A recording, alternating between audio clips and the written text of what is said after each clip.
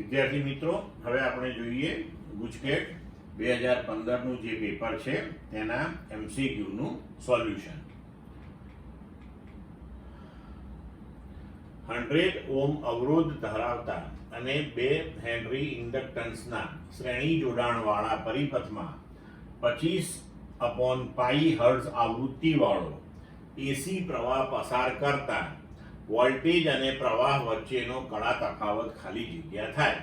આપણને વિકલ્પ આપ્યા છે: A 45 degree, B 60 degree, C 30 degree, D 90 degree.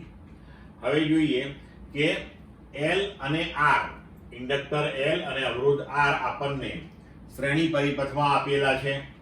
તો એ બે વચ્ચેનો કડા તફાવત લેવા આપણે લઈએ કે ડેલ્ટા બરાબર tan ઇન્વર્સ. તો tan ડેલ્ટા લઈએ તો સામેની બાજુ ભાગ્યા પાસેની બાજુ.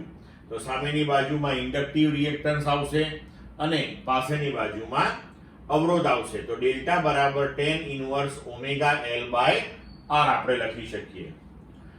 તો ઓમેગા બરાબર 2πf, તો ડેલ્ટા બરાબર tan inverse 2πfL upon R.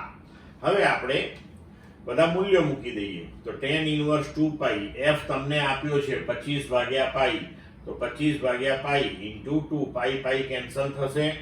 હવે આને આપણે ઉકેલીએ તો 25 into 2 into 2 એટલે 100 થઈ ગયા. 100 કેન્સલ થઈને ડેલ્ટા tan ઇન્વર્સ 1.